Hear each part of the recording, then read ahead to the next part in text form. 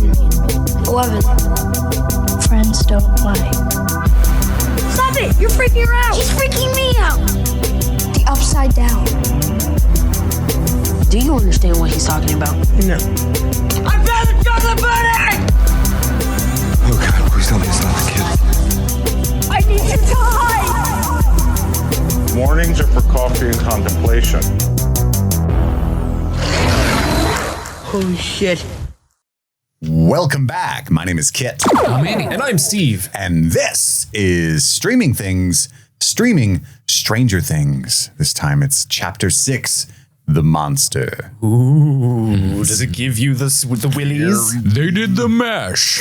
They did episode 6. They watched Stranger Things. It was a real hit at the party. 300 billion hours streamed. It's not as good of a song, but we're working on it. Yeah. If you're new to the show, we're rewatching Stranger Things. We've all seen it before. We will gear this toward other people who have seen it before. We're not going to do major spoilers intentionally, but we are kind of free with our tongues on this one. We are. Just Thank God. I love being free with my tongue. beware. Yeah, normally you got to keep that sucker in there. Yeah, but now, all over the place. That's right. Get in there, Steve. Oh, every nook, every cranny being explored. Okay. I was trying to go for a supportive, okay. But it came out as like, I didn't. Yeah, I was like, okay. you're supporting me from the other side of the room. Yeah, like I'm not coming over, but you do you. We'll be discussing our overall thoughts on this rewatch each episode, and then we'll do a scene-by-scene, play-by-play recap of Chapter 6 itself. And then we got a lot of fun games. We got the MadLibs. We'll talk about our chocolate puddings, our top 3 favorite moments of the episode, our Easter Eggos. We'll kind of pull out all of the 80s properties and other references in this episode itself. And if we can't find too many, we'll just make some up. Then our 11 out of 10 segment. Ooh. That's our favorite performance of the episode. Everybody's favorite, Step Into the Nina. Oh, come on in. Where we revisit our coverage from 8 years ago and play some fun games with old clips from that original episode on Chapter 6. And then that's it. We'll get the fuck out of here. That's the plan. Yeah. If you are new to the show, please rate and review the show if you're enjoying it. If you're not, just don't bother. Keep that to yourself. Yeah. Nobody cares. Rate and review the show wherever you're listening to this podcast. It helps other people find it. And we appreciate you listening. You can email the show at streamingthingspod@gmail.com. We've been getting lots of good emails. We have been reading them. We might do another mailbag or something before season 5 drops. Who knows? Mailbag. But no, we might not. Don't put that in the bank. But send the emails just in case. Yeah, just in case. Love reading them. Love it. Any hoozle. Let's get into it. We got to start with our MadLibs. That's the number one thing we got to do, isn't it? That is, we got to do our MadLibs segment. It's a segment where I ask these two jabronis for words so I can put pen to the paper and we can craft a story together that you, the listener, can hear at the very end of this episode. So you got to deal with the rest of the bullshit before you can hear what we craft. But I had an idea. Roll with me on this. Roll with me on this, you guys, if you want. I put you guys in the hot seat all the time. Do either of you want to run the MadLibs this week? That'd be fun. Let me do it. There you go. I just thought, why do I get all the fun? What's going on here is Steve's like, I want to play. I have words I know of. Gubernatorial. Love it. Acrimonious. What a silly word that is. I got a good silly word this time, so if you got one in there, let me know. He's been studying. I just thought of it a second ago, and I think it'd be funny. Okay. Who wants Steve, since you're new to this. Ooh, that's me. How about you start? Okay, I like it. I need a part of the body plural. Part of the body plural. Let me go with cheeks. Love it. Can't You're go off to wrong. a good start, Steve. Yeah, you know how to play. Do I mean butt cheeks? Face cheeks? Who knows? Andy, I need an adjective. Moist. Classic. The classic moist. Moist cheeks. Steve, I need a last name. Brenner. Andy, I need a verb ending in ing. Spanking. We're narrowing in on the type of cheeks that Steve established in this story. Steve, give me a number. 11. Andy, adjective. Dirty. Steve, plural noun. Pickle jars. Andy, verb ending in ing. Slicing. Steve, adjective. Gooey. Andy, verb. Squeeze. So Steve, give me a noun. Munster cheese. Andy, type of building. Andy always gets these and will do it wrong. Bungalow. You did it right. Oh, hey, bungalow. I could have swore you were going to be like Gothic. You know what I mean? Hey. You were going to give me a type of architecture. I'm going to say brutalism. I feel like that would count. Verb, Steve. Booty pop. Booty. As in, one is going to booty pop across the Midwest. Sure. Andy, I'm so excited to announce that I need a silly word. Spanky. That was the one you came up with? But you already did spanking. I know. I didn't know I was going to get a silly word. You are a disappointing man. You said you put all that effort in. real disappointed. No. Steve, exclamation. Gadzooks. Andy, verb. Bark. Plural noun, Steve. Thongs. We always use thongs. Yeah, it's a good one. We love them here on this show. All right. So here's what we're going to do. At the end of this episode, you guys get to hear the story that Andy and Steve created titled Will, Are You There? Will! I need to borrow This is a going thong. to be a good one. This is fun. And I like reading and stuff. I'll take over for the rest of the show. No, I don't I'm want to play doing anymore. it next week. No. You can't write or spell. Andy will be like, you give me a silly word. All right. Let's delve into our overall thoughts on our rewatch of Chapter 6, The Monster.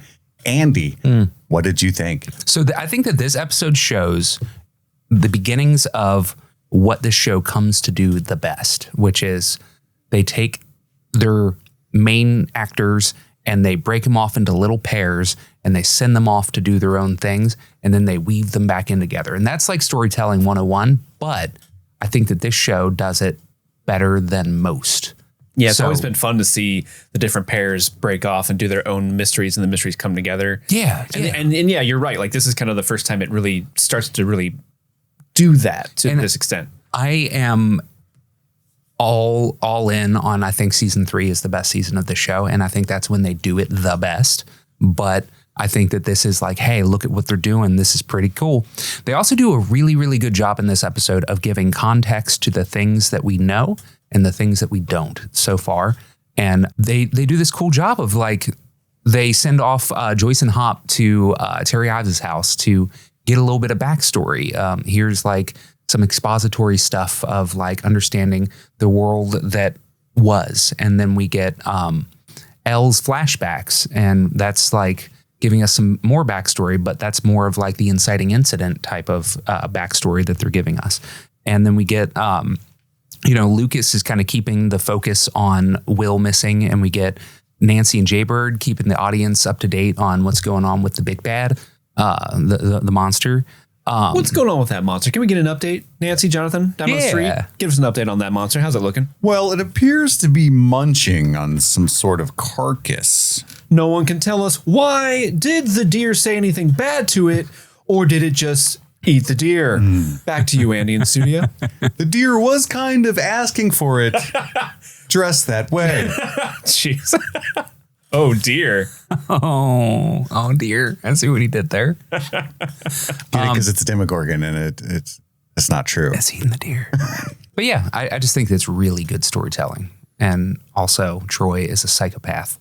And he's reminding us of the dangers of extreme sports. So, The dangers of extreme sports. Yeah. Spoits? Spoits? I'm a Spoits Silly fan. word. Hey, Spoits. put it on the board. No, we're leaving Spanky. This is in ink. I love true. Spanky. I imagine there's got to be somebody out there who skips the MadLibs and now they're like, well, Spanky. Spanky. Do I need to rewind? Oh, fuck. Got to hear what the spank is all See, about. I'm just imagining Spanky Talkie, and that gave me a little thrill Spanky Talkie? on the inside. Yeah. Oh, like that's the word instead of walkie. Yeah. I got to tell you, that's not how it went down. Well, that's how it was the last week. It was something talky. Spanky talkie. Steve, what did you think on your rewatch of The Monster? I just have one thing to say about this rewatch, and that is like 11 robs a grocery store of all of their Eggos, and no one can stop her. No one can stop this little gremlin from going into your homes and stealing your Eggos. No matter how much you love them and will protect your Eggos, they cannot be saved because 11 cannot be stopped.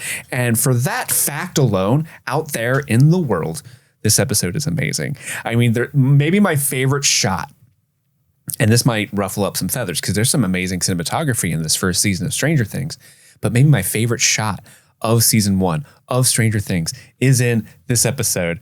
And it's when Eleven is in the woods, center of the frame, surrounded by a box of Eggos that she has housed in that afternoon. She has eaten all of them. And it took a while. Too. She had to wait for them to thaw out. Well, do you think she could use her mind to move atoms around and cook them up a little? Toast them? Maybe. I like that idea. We've never seen her use her powers in this way, but if she can squeeze a bladder with her mind, which some listeners are saying. Well, even Dustin is saying in this episode. He does. Okay, let's address that. We got some emails. Hey, you guys were debating back and forth, but I think it is in fact confirmed that she was literally squeezing his bladder, right? Now, I'm going to dive into this here. Well, I'm going to walk you through why I think that's fucking absurd. Do it. This lady, this little girl, not the most vocal, but she does speak English. We actually know she can read based on things that happen later too as well, right? So it's not that she can't speak or doesn't know how or doesn't know these words, even though it is implied she's kind of learning these words from Mike, you know? Friend, that kind of stuff, right? Well, yeah, she learned the word friend from Mike, but in, well, maybe it was in the next episode, but in an episode that's coming up, Dr. Brenner in a flashback is like, these are friends, 11. So she knows what a friend is, but So maybe she's been fucking with Mike. Maybe she just grew up thinking friends were just scientists that hang out where you live up until this point. You know? Well, you know how because of patriarchy, a lot of, especially back then, but a lot of girls would like lower their intellect to help make their male friends feel better. Mm-hmm. Maybe she's just doing that with Mike. Like, oh, friend. And he's like, oh, let me explain. Do you understand? And she's like, no, but she does. They had The Empire Strikes Back on VHS at a Hawkins lab. And he's like, this is Yoda. Isn't he cool? It's like, explain Yoda to me. Cool. I heard boys like this. Yeah. You're doing great, sweetie. Please play Wonderwall. Do you have a guitar? Do I? Okay. So she struggles with a lot of like those kinds of things, right? She's easily capable of squeezing a bladder with her mind, even though we haven't seen her do like super minute, delicate things like that with her telepathy. I assume it can be done, right? Here's where you lose me. With proper training, anything can be done. I'm in my 30s. Pretty smart guy. I'm not trying to brag or anything. Pretty decently smart, right? Yeah, you're a 117. Was that what it was? I think it was a 107. 107. Oh, I gave you 10 extra points. I'm slightly above average. I couldn't tell you, like, if you were standing here naked, Steve, and you gave me a Sharpie and you were like, put a dot on where my bladder is. Not gonna be able to do that, right? Let's test this theory. Let me get my clothes on real quick.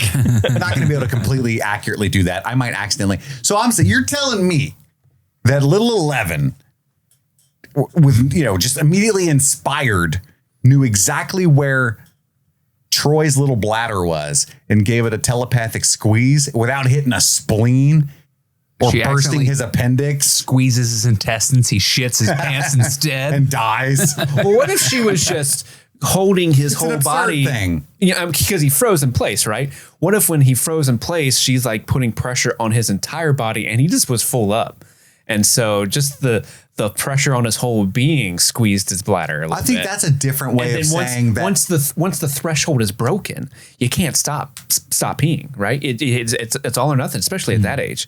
I think that it's a different way of saying that he got scared and peed if you do it that way, like the whole body kind of thing. You know what I mean? Mm-hmm. And it's a better story that this bully who is so scary and confident is actually a coward, and when faced with any opposition, immediately pisses his pants. That's better than he actually wasn't that scared. And I'm peeing. she caused him to pee with her squeezing of his bladder. That's not as cool. You know what I mean? That's not as, that's more like forgivable for him and therefore not as good of a revenge, right? Mm-hmm. And You couldn't help it that you peed. She made you.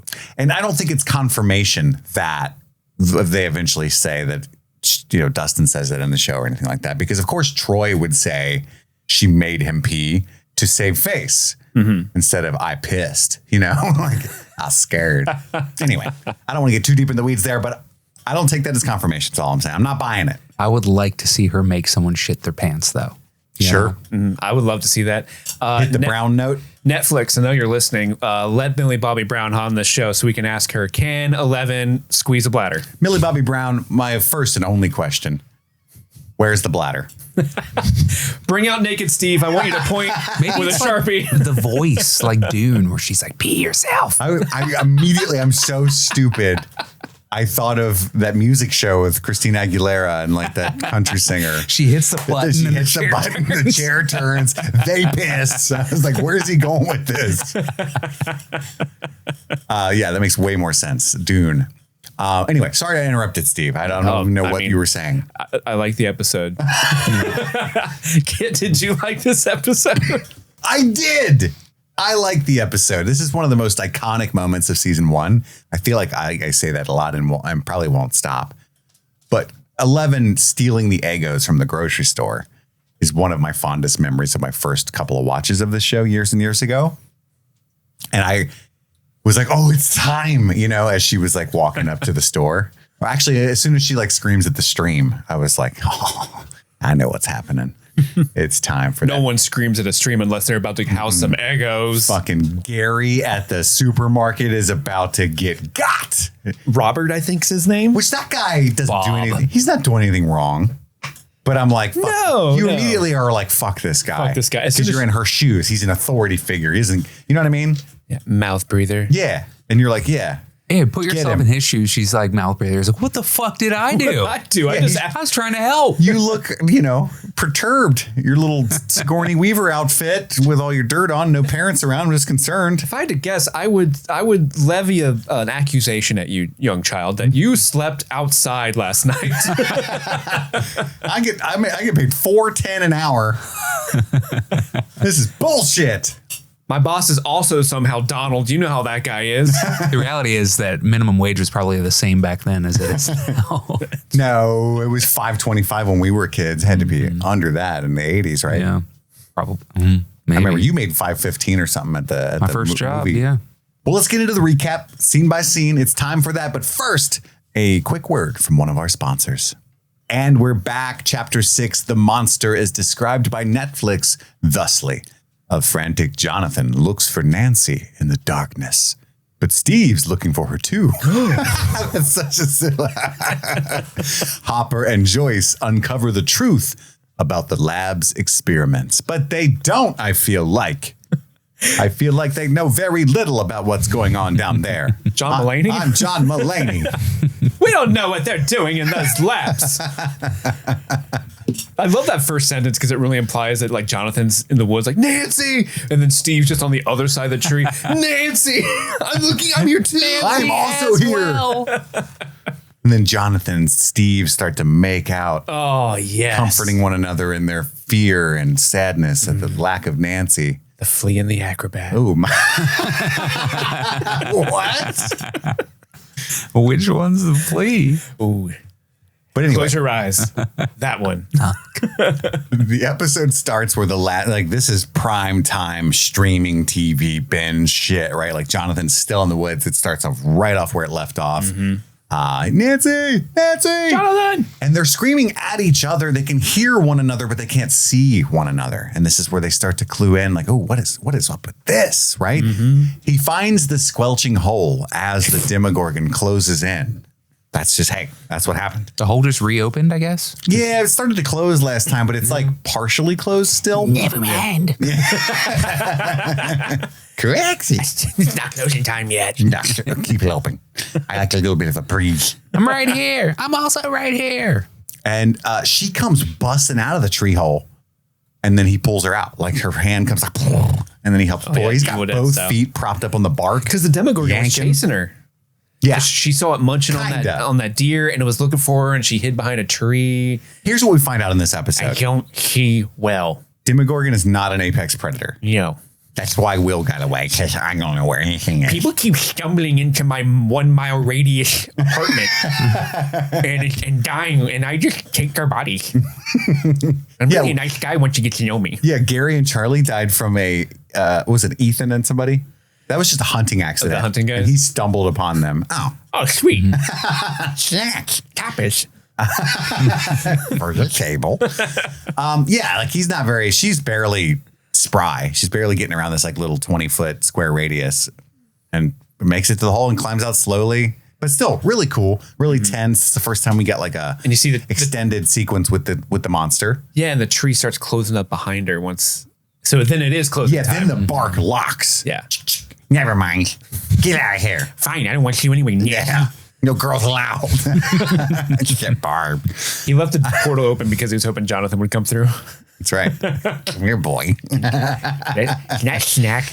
Jonathan Byers come in. Take my picture like one of your friends' girls. Oh, the Demogorgon wants a boudoir shoot. Yeah, he's a Titanic fan, but this time it's photography. I don't know if Jonathan can draw. Will draw. That's why he wants Will. It's true. Draw me. Draw me. Hold on, let me get my feather boa. I'm the heart of the ocean. We cut to Steve, Tommy, and Carol, who are all driving to Nancy's. He's worried about her. They're making fun of him. Oh, you care about a person? What a loser. We've been together forever and we don't even like each other. Oh, you're pondering her feelings? What a fucking loser. Carol, can you imagine if I cared about you? No. And then he climbs up, does his little thing, goes up, which is, inappropriate. Steve Bird. Steve Bird? Inappropriate. Yeah, you don't go sneaking into You can't just keep doing that. Like she might be doing any number of things that are not for your eyes. He's lucky his name's not Tom. It's like Secret World of Alex Mack. I didn't know where you were going. That's how dumb I am. Andy, what'd you say? I said, isn't that Secret World of Alex Mack back on Snick back in the day? What? Nick at Night? Yeah, I remember that show. Her friend would always had the ladder That's climb right. up into her room all the time. Yeah. That was a classic, like 90s kids sitcom. You had the friend that just appeared in your window. Totally. I have not thought about that Wasn't show there in someone a long time. Didn't someone do that in Boy Meets World too? Wasn't there a character that would always like pop up in someone's window? I never watched Home Improvement. He would peek over the fence. Wilson? Hey, neighbor. Yeah. Hey, neighbor. That's less intrusive. You're outside. Yeah, you're in your property. There's no Now, expectation if he of privacy. peeked over the window in the bedroom and was like, "Hey there, neighbor," that'd be different. Oh, hey, what are you guys doing?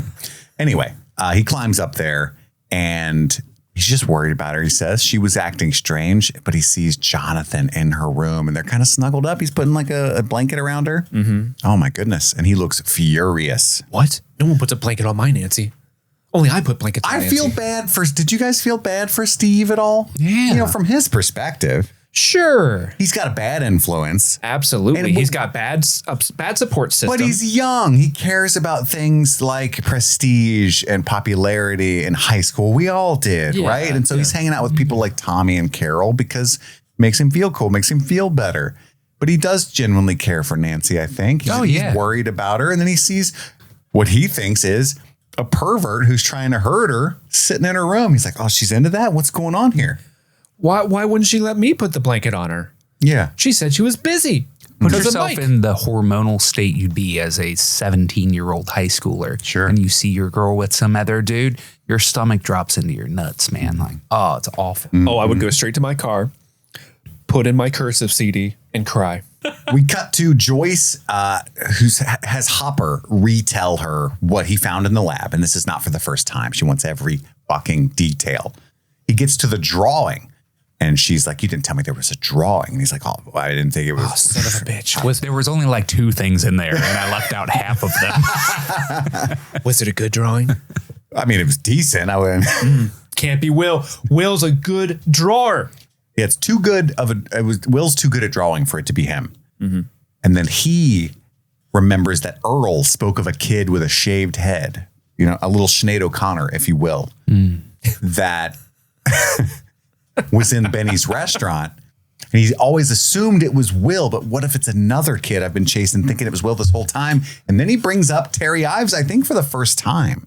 So the fact that we saw those Terry Ives on a rewatch, we see those papers on the coffee table. It's pretty cool. Pretty good little detail. Yeah. Nancy is taking a shower, processing her evening, if you will. And it's really, she's just in there having really bad memories of the monster. Understandably. Yeah. And Jonathan had like a weird night, but she was actively chased by this thing, right? Way different experience. She was in the other realm. She was in a whole other reality. Yeah, there was like dandruff everywhere. Oh, it's disgusting. It was like a weird blue light to it. It was stinky. You know how when you're in the woods and the wood, you can hear the trees blowing? Well, replace that with undulating squelching. And that's what it's like being in there all the time. Not cool. Bunch of Sinead O'Connor songs playing on In repeat. hindsight, it's my fault for clanging into the squelching hole. Nothing compares to you. Why are you still talking about Sinead O'Connor? You brought it up. I thought it was random. Because she has a hair. She famously has a bald head. And we were talking about a bald headed girl. You're bringing her up with a squelching hole. That's weird. It's been 7,015 days. Like you can bring her up when somebody's talking about the Pope, when somebody's talking about bald women, Talk about the Pope. and when somebody's talking about Ireland, and maybe, and that's it. Oh, fuck. I'm sorry. I like that I song. thought we were just bringing up Sinead whenever we wanted, and I wanted in. Now that it's on the table, you know what I'm saying? Jonathan lays out a sleeping blanket. And I thought this was funny because like she's in the shower. He obviously has a huge crush on her. And they've went through this like monster chasing situation, right? Yeah. She's in the shower. He's in there alone. You got to think his process. Picking up what you're laying down. He's like, okay, so should I leave? No, let me go through her closet, find a blankie. I could sleep down here. She comes in. He's like, oh, is this cool? Or should I but he wants to stay. You know what I mean? It's just kind of a ballsy move. It's presumptuous, to say the least. I think there's a little bit more purity to this. I think they're both just scared and don't want to be alone. And yes, there's that added layer of he for likes sure. her. But I think he's much more like, well, I don't want to walk home by myself. Oh, absolutely. I'm not saying here. I'm not saying he's like pondering how to make his move. Okay. But I am saying he barely knows her. So when you're in this situation, I don't know what I would do. I'd probably just be sitting on the bed still. Mm-hmm. You know what I mean? And be like, I don't know. I've always been a talkative person, pretty good with saying words. I probably would have been like, you want me to stay? I'm pretty scared. I'd like to stay. How do you I've been good with my emotions. Mm-hmm. The fact that he's like rolling out the bed mat is like such a fire move. It would have been better if she came back in and he had just tucked himself into the bed. And it was like, I made you something on the ground. You can get the blanket on the floor. I can't sleep on the ground because of my back. I've got a bad back. This is okay, right? I saw Steve in the window. He's pretty pissed. He's still there, actually. I think he's crying. And he like raises the shades and just Steve Harrington crying. But neither one of them wants to be alone. There's this shot where he's like cuddling the gun at one point down there on his bedroll. That's not safe. I don't know if I ever recognized that he had the gun in his hand this entire scene. I still haven't. Rewatch. He was holding the gun? Yeah, he's got the gun in his hand the whole time. Wow. Yeah, when he lays down on his like floor bed, he's got the gun right under the blanket. Yeah, it's a little dangerous. And then when he goes into the bed with Nancy, he has his hand under the pillow, but that's the hand that has the gun. Oh, he's still holding it in the bed with Nancy? He's still holding the bed. Yeah, he's still got the gun in his hand. He wakes up to a dead Nancy. He rolls Nancy. over and faces her. Holy shit. Yeah. Sorry, Nancy. It's wild. Yeah, so she says, there's this long, awkward silence, and then she says, and there's no score throughout this entire scene, which makes it awesome. Can you just come up here? And then he hops up there. Yeah.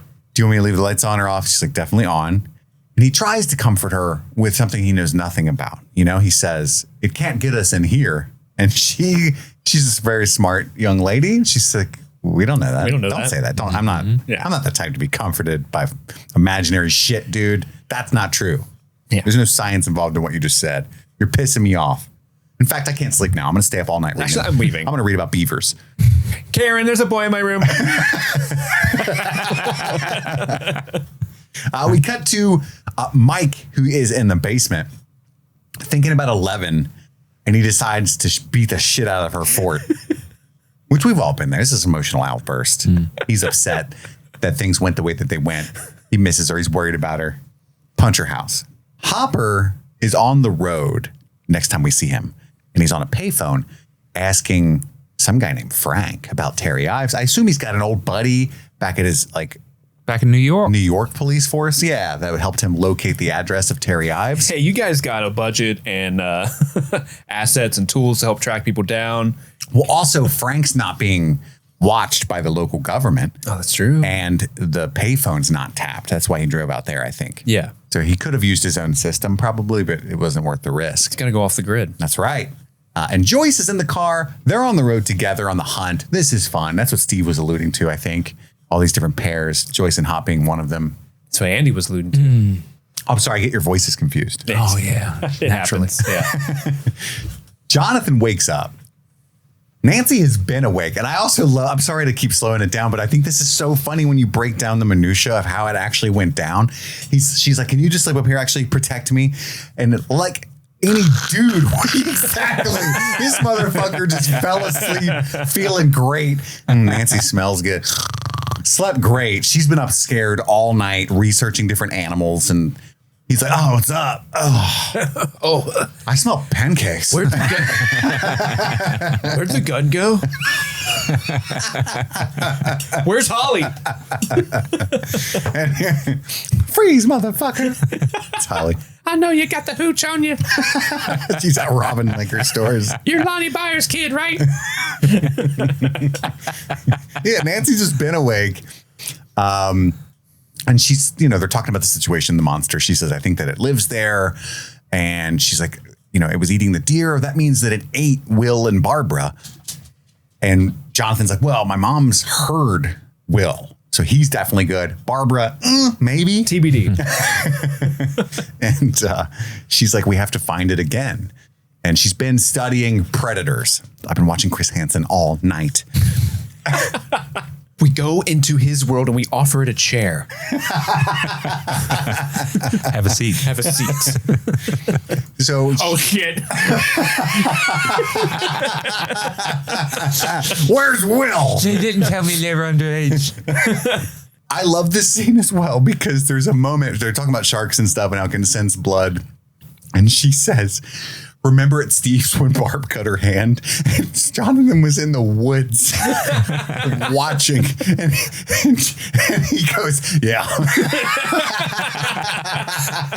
Was that before or after you took your shirt off? I was there. I saw everything. I'm glad we got past that. Yeah, and you just understand. Now you're just asking me as if we were all, as if I was invited. Jonathan, what time did we get to Steve's? It was about like 8:15. Oh my God. Anyway, sharks can detect blood. Karen tries to barge in, says she made blueberry pancakes. Ooh. Like Kyle's mom, yeah. from Blueberry Yellow panties? Jackets. I don't like that. And they were holding hands in fear when she tried to bust in. Aww. I was poor. And so I'm going somewhere with this, I promise. And so I never had like my own room until I was like 17. I shared a room with my two brothers. And it was a tiny apartment. There was only 2 rooms. So I never really experienced this. Did you guys have like parents that would knock? Like, did you have privacy at an early age? Yeah, my mom knocked. You had a knocker? Yeah. My mom Definitely was not. Your mom budget, yeah. Well, I also shared a room with my brother until I was like 13 or 14. But so no privacy there. But also my parents definitely would not have knocked. Yeah. Yeah. Busting in. But she's like 17 though. I guess that's a point where you try to start allowing autonomy and stuff. I think at that point they would have knocked, but I didn't have a lock on my door for sure. I had like when I did finally have my own room, it was like unfinished. There was like drywall and like mud and tape on the walls. Remember that? yeah. And my dad was like, Forgot oh, about I'm going to fix this. And then he was like, never did. It was an unfinished house that we were living in, and the door didn't even like have a latch. It was like a saloon door from the Wild West, you know? But nobody came down there. Yeah, the basement. So it was nice. Yeah. Okay. I was just wondering. Yeah, my mom was- Jonathan's like, your mom doesn't knock. I mean, we're poor, but that sucks worse than anything. Yeah, my mom was strangely very like she prided herself almost on like, I'm a mom who gives my children privacy and respects their privacy. And it's like, I don't respect their Legos, but I respect their privacy. Nope. Weird values, Carol. I'm just kidding. We cut to the murder lady. Connie Frazier, the social worker. Is that her name? Or supposedly? Supposedly, if that even is her real name. My notes call her sus lady. She's very sus, that's for sure. Yeah, she visits, oh no, Scott Clark. I was so triggered in this scene because I had forgotten about this. So when the door opens and it's Mr. Clark, I'm like, you get away from him, ma'am. The first time we watched this, I'm sure we were like, no. But she's advertising a fake statewide AV club. She's trying to lure in his favorite students, knowing that they're suspects for knowing where 11 is. There was a NASA space camp blurb on the back of that thing. Like, not fair. My God. That's you've gone too far. Yeah. Killing Benny's one thing. Lying to these kids about this awesome space camp, unforgivable. That's like fishing with dynamite. All right. There's no sport in it. Scott's got Riz though. My dude's like, call me Scott. So, he does. You know what?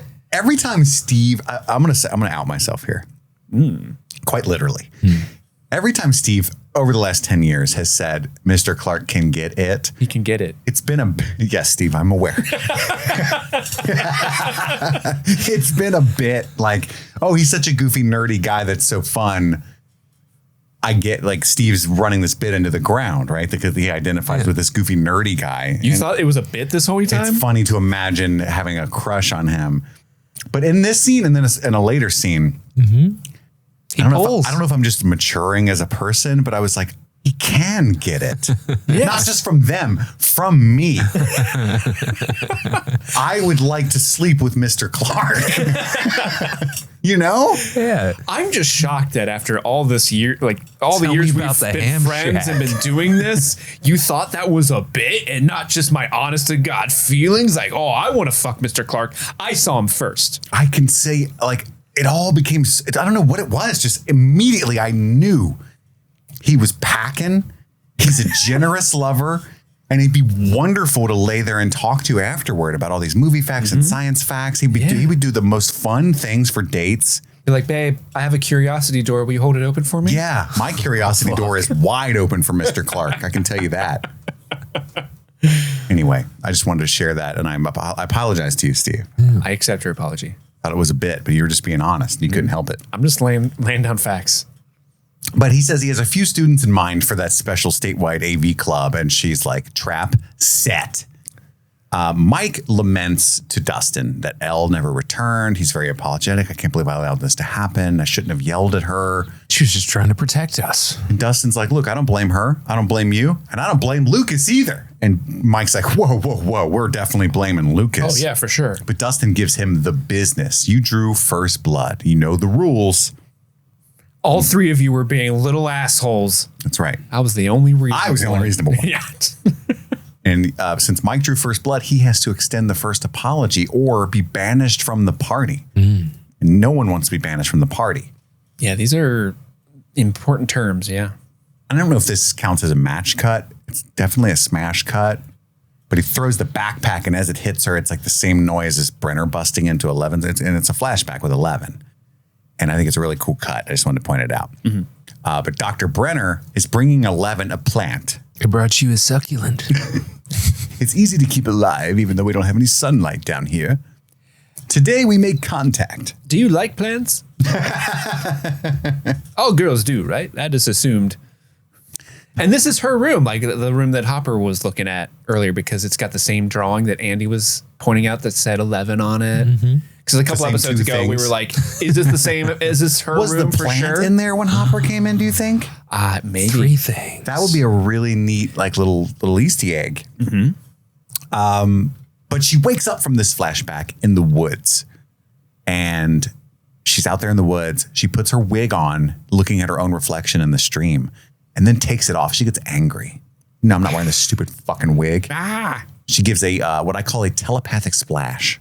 A little outburst. Steve, was this a fake reflection? Because it looked odd. I think it is.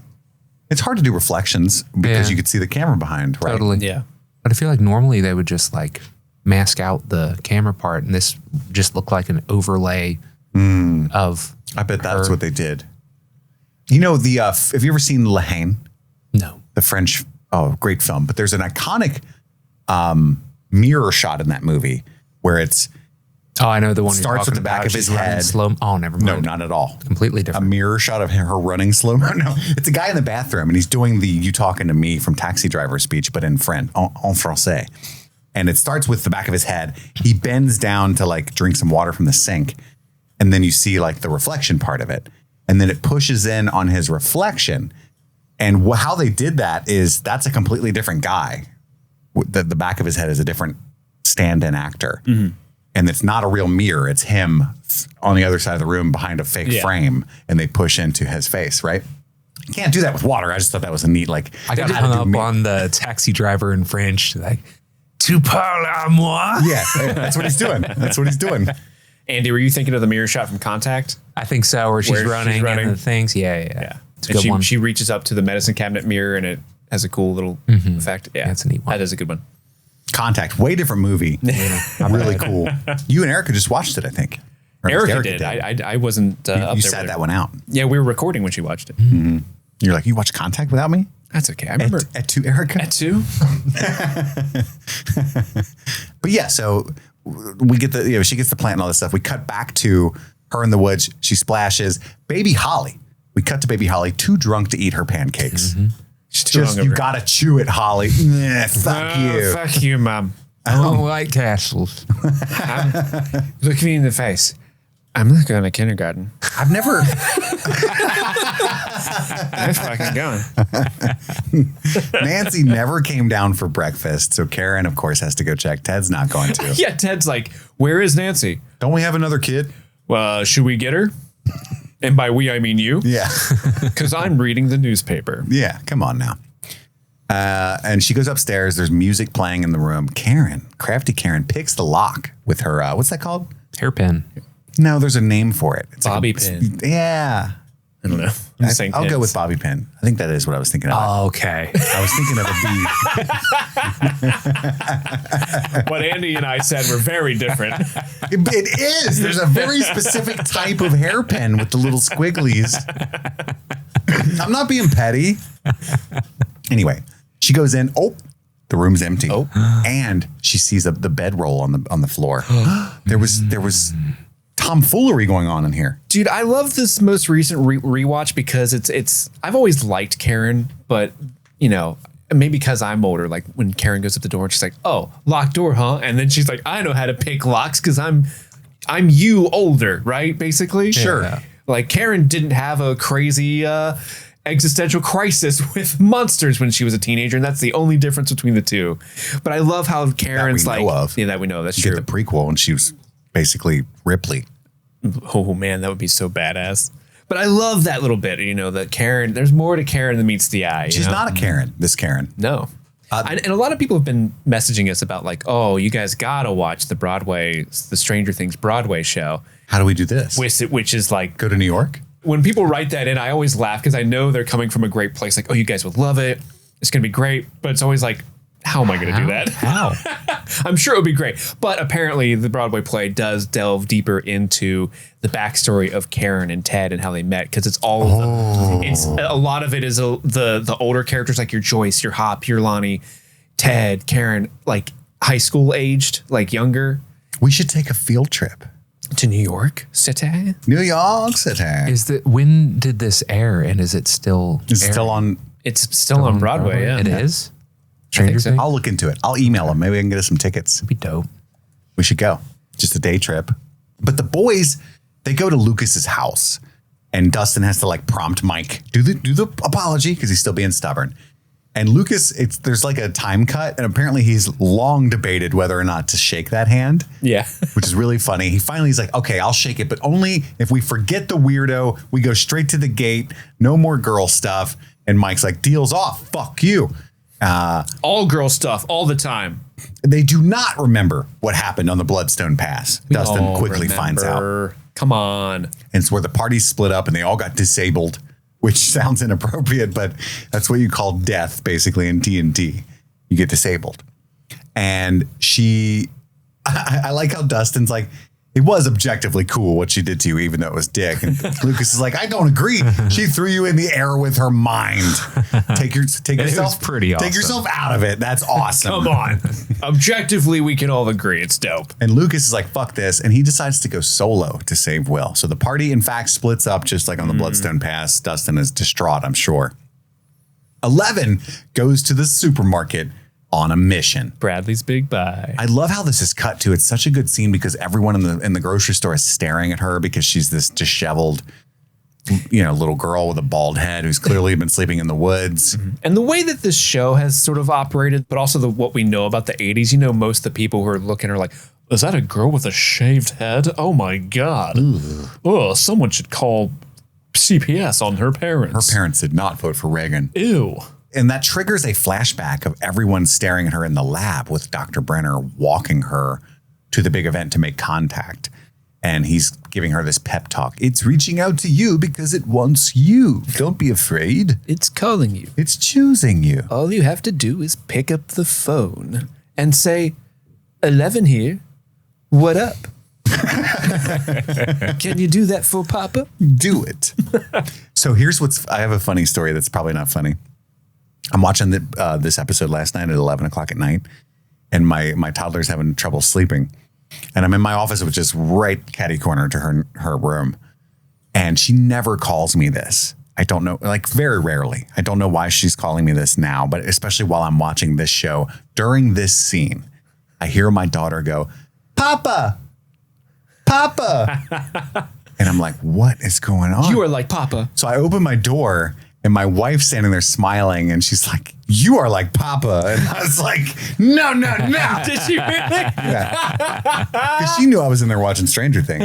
I was like, what is going on right now? That's hilarious.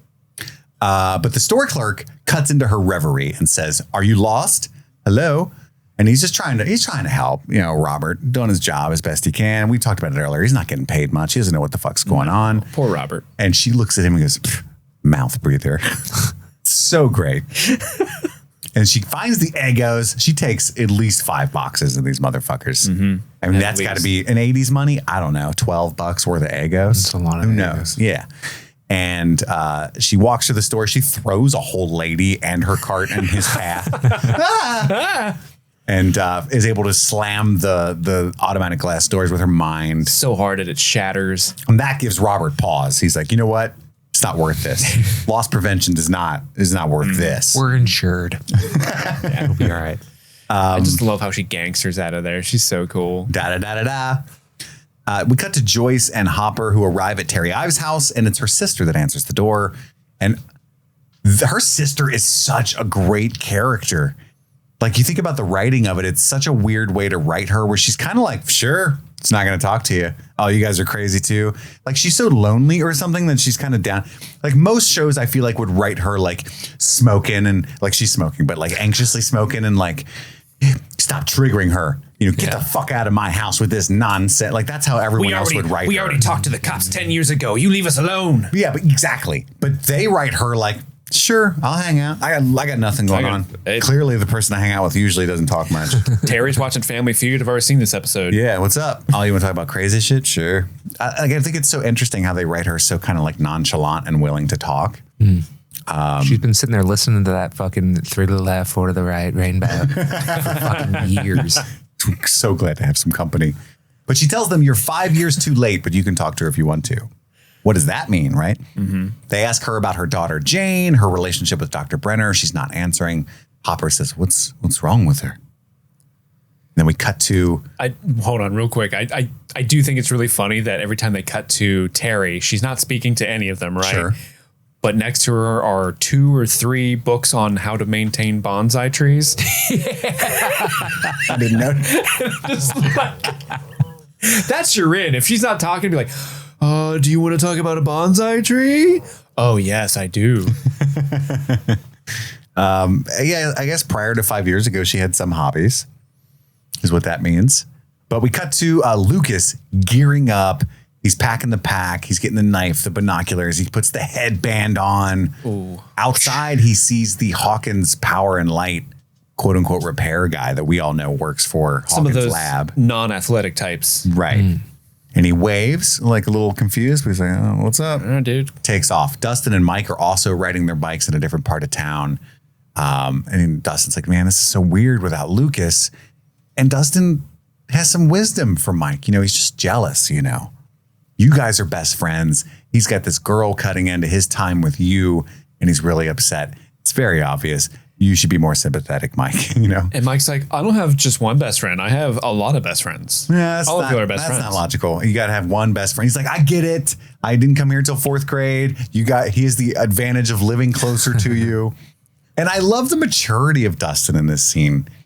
Yeah. Because I don't know about you guys, but I distinctly remember being a kid with a group of 5 or 6 friends and being jealous of like thinking about the hierarchy and where I was in it. Which one's my best friend? Yeah. And I was like, I had 2 really close friends, Josh and Jordan, and I knew they were closer to each other because they were neighbors. And I lived kind of like a couple miles down the road.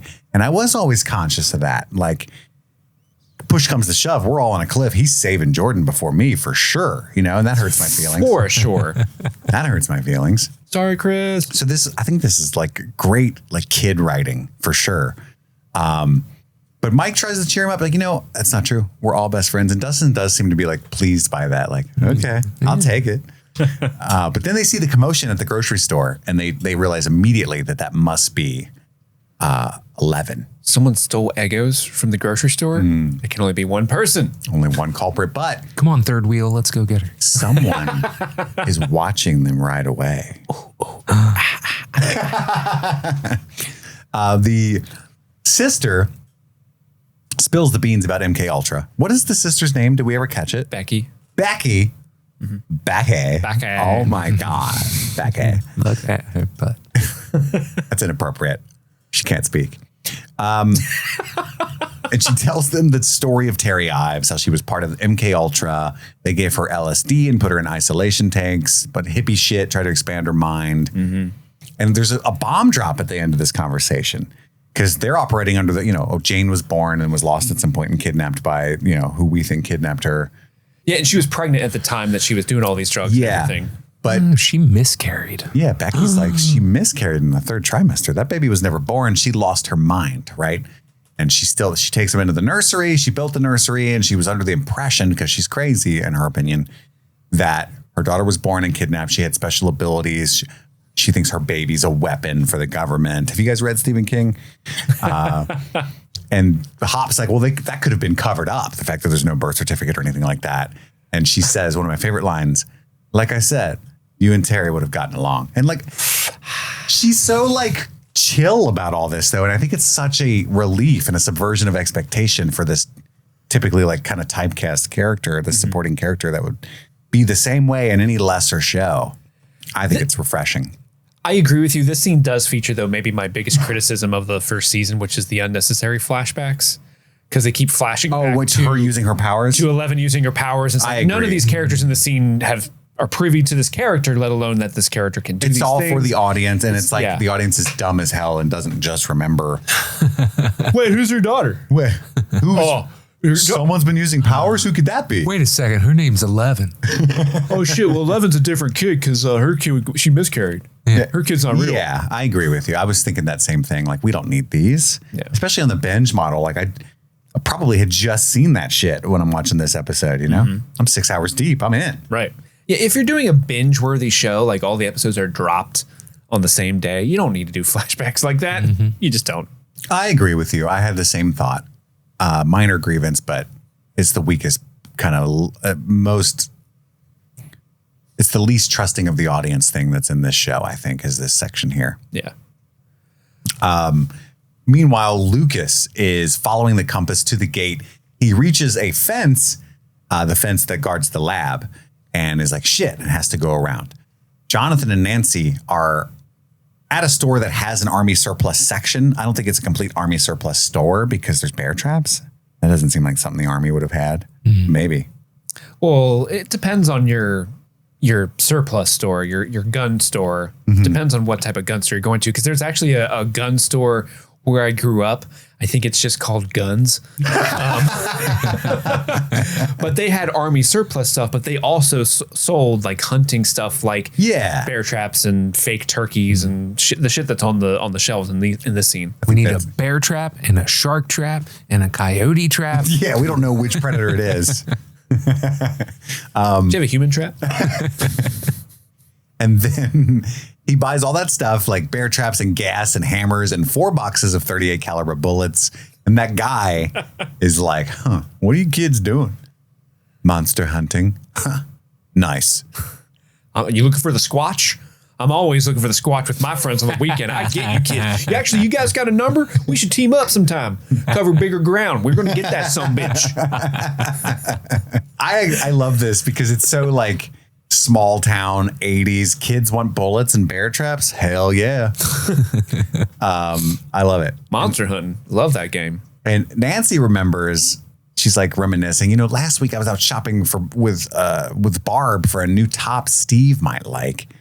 And now I'm out here buying bear traps with Jonathan you. Byers. And he goes, which one's the weirdest part? The bear traps or the Jonathan Byers? And she's being playful, like definitely the Jonathan Byers.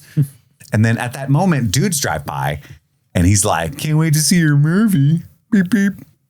And she's like, what the hell? And she goes around the corner. If anyone ever honks at you from a car and you're on the street and someone yells that to you, never a good sign. Your day has just become worse. No, if us in our city, we'd be like, I haven't made a short film in a while, but thank you, sir.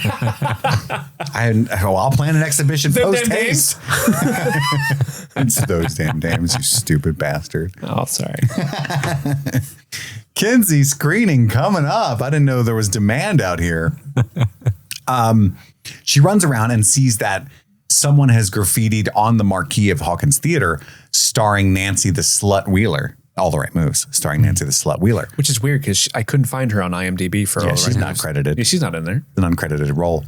And in a nearby alley, she finds Tommy, Carol, some chick, and Steve. I love the girl she looks around at all the people that are looking at her like, that's Nancy the Slut Wheeler. Yeah. One girl goes, wow. Just walking by. Wow.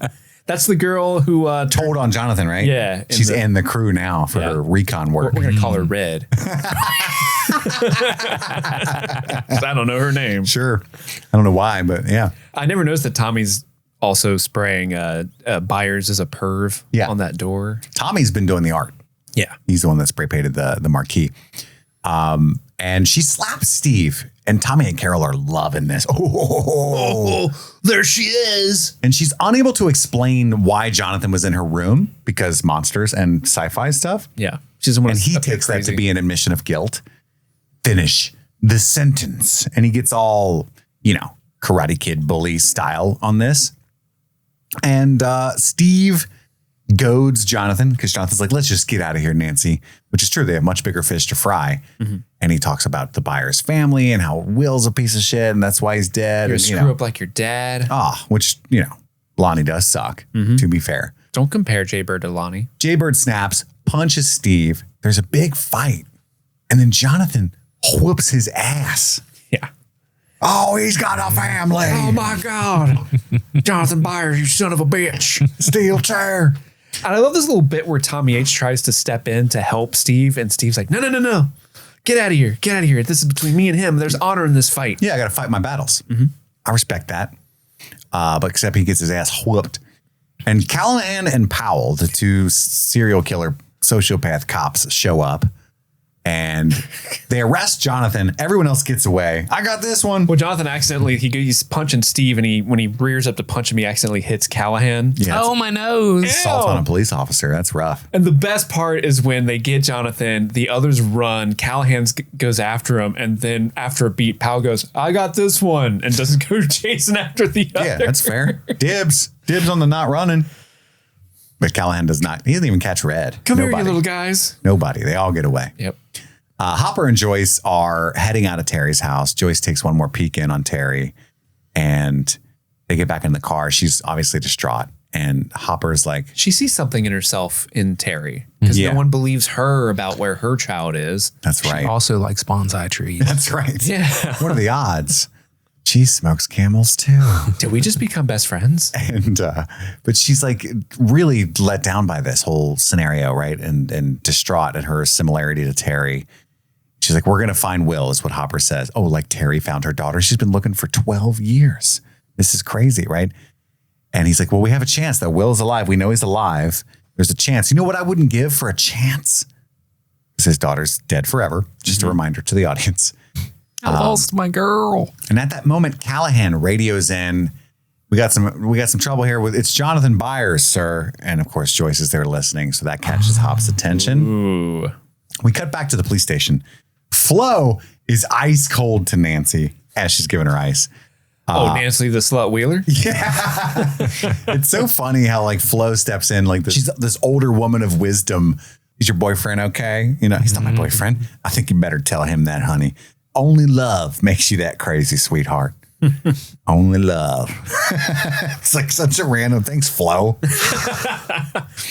But it does. Is this morning time because you're giving us all that contemplation? But Nancy is like affected by this. Like, you think he's got like feelings for me? Oh my God. And she's holding his ice to his face. Jaybird. He says the dumbest thing. Everything. Are you okay? Everything okay? If nothing's okay. We were going monster hunting and now you're probably going to do at least a dime for assaulting a police officer in this Republican town. And if you get away with it for some reason, if they let you go, you know Callahan's going to kill you. That's right. That's right. But she's sitting there contemplating the fact that she's like soaking up like, oh, he does like me probably, right? I'm so popular. I'm a little slut.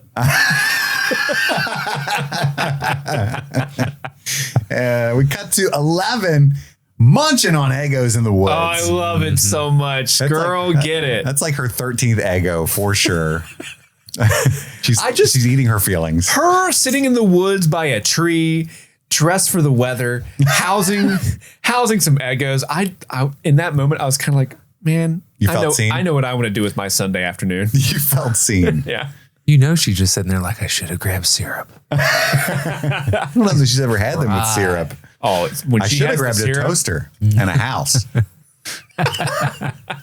It's a different aisle. This is way better in a lazy boy. Some friends. Watching Coke commercials. She hears Mike and Dustin calling her name. But no, fucking Troy and his serial killer friend show up. James. Is that his name? Yeah. Troy and James show up James. with a knife. Why does he got a knife? That's insane, Troy. He got a knife. I love how Dustin sees a knife. Is like, fuck this, and just ditches his bike and sprints. Yeah, because they're in the woods. You can't pedal. You got to go on foot. I just love that reaction. He didn't even think. Yeah. It was just all instinct. Out of here. That's sharp. So then there's a chase. Lucas is still searching for a path north past the fence that he can follow and realizes no matter how far he goes around the fence, the compass is still pointing in the compound. So he's gone around a couple sides of it, and therefore, ergo, vis-a-vis concordedly, the gate must be in the compound itself. It's in the lab. So he climbs up a tree for recon, pulls out his binoculars. From Nam. That's right. Sees a military truck and then sees the Hawkins power and light trucks. The Chekhov's van that he saw earlier. That guy just waved at me. Oh, it's such good writing. They've been watching us the whole time. Cut back to Dustin on the run. He gets a cramp. Cramp. Just keep running. Run through it. Sometimes you can't, man. Yeah. Sometimes you can't. Cramps hurt. They're at the quarry where Will supposedly died. And they give a meager resistance. James got ahead of them somehow. When he throws that rock, he misses by like 6 feet. Yeah, James is like, oh, nice dork. You are a less athletic type. Yeah, that's right. Because the rock gave him pause initially, and then he's like, what a loser, right? And Dustin's got a stick, and he goes in for the swing. Troy immediately incapacitates him and puts the knife to his fucking throat. What a psycho. And he's like, wet yourself. That's what I want. And they're like, what? Jump. And so he was being punny, I guess, like wet yourself in the water of the quarry. Do you think Because you'll be wet when you jump into the water. It makes sense. I wish Mike would have been like, up, James. no. I'll just piss my pants. How about that? That's equal. Yeah, that's for sure. Nobody's there to watch that. It's not quite This equal. is a tit. That is a tat. Here we go. Tit for tat. I'll pee myself. Just look away. Here, I'll even pretend to be you. He does the frozen pose. People are looking. But James realizes, like, as Mike goes to jump, hey, buddy, this is murder. I'm not so sure about I don't this. think this is a good idea, buddy. But Mike fucking jumps. That's how ride or die for Dustin he is. Maybe Dustin's thinking, maybe I am among the best friends. If Mike's willing to die for me. And I like when he jumps, there are still kids, right? So they're like, no way. So they all run to look. And Mike is just floating there. And then he floats back up behind them. Holy shit. That sound effect, so cool. It is so cool. 11 shows up triumphantly. Oh, it's so cool. It's 11. Walking down the dirt road. She pushes James back, breaks his arm with her little head. Oh, I love her little head flicks. moves. Yeah, Yeah. it's the best. She's our friend and she's crazy. She'll kill you, you sons of bitches. Bitches. So good. And then she collapses from the effort. That's 100% how having Erica as a friend would be. Like, just, she's our friend and she's crazy. She'll kill you. There's a rabid dog in a Barbie car. Erica from our show, not Erica from the Sinclair. show. No. Yeah. Then we cut to 11 in the void, another flashback, the Demogorgon munching on something, and 11 pokes it. She boops it. She gives it a little boop. Excuse me, do you have any games on your phone? When it turns and roars, she screams. And in that fear, tears open the gate. Back in the lab, the wall starts to crack. Everybody's running around freaking out. Jesus Did you guys Christ. hear the clock ticks? I did. when Those she were goes up to added. it? Yeah. Those were added in post, way post, years post. Years post. Yeah, there were some clock ticks. I clocked that. But I'm 11 cries on the dirt road. She's apologizing. I'm sorry. I opened the gate. I'm the monster. And Mike says, no, you're not the monster. You understand? He says that a lot. You saved me. And you understand? And they hug. And Dustin gets in on the hug. I love Dustin in the hug. Hey, I'm one of the best friends. Yeah, I'm in on this. I'm just happy that Mike would have died for me. It's such a good moment. I mean, I wouldn't for him, but that was really cool. Yeah. And then Hawkins' power and light watches them come out of the woods. It's that same guy that waved to Lucas. I have eyes on them. And then the lab techs, the feds, everyone. they gear up. It's time for action. We've been waiting for this for several days. Don't shoot her. Jesus Christ. You're not supposed to make the cocking noise. Is that loaded? Is the safety on? We're driving. It's a bumpy road. What are we, Jonathan? Taking a nap? That's dangerous. Yeah, Dr. Brenner's on the move. Lucas is still doing the recon in the tree. And that's the end of the episode. 11 gives one last little look before they go back in the basement. Like, is anyone coming for me? I hope not. I'll fucking kill him. I got head twitches aplenty for everybody who tries me. I'm known for two things: petty theft and murder. I'm their friend and I'm crazy. And I'm all out of petty theft. Like, it's so funny. She's killed at least 2 men. I think at least 3. Because we don't know how many of the first 2 orderlies survived that initial onslaught, but there's 2 guys that At least Benny's one of died. them's dead. Right. So she's killed at least 3 adults. Yeah. Yeah. So Troy, he got off light. I like that she had restraint, though, because if she had killed Troy, Mike and Dustin would not have hugged. Probably. She should have made him pee again. Not again. It's my thing. It's my signature move. Mouth breather. The cops, when they showed up at Benny's, they're like, 2 guys in the back are dead, covered in piss. Suit up, everyone. Put on your cups. We don't want to show her that she made us piss ourselves again. It gives her strength. We don't want to give her the satisfaction.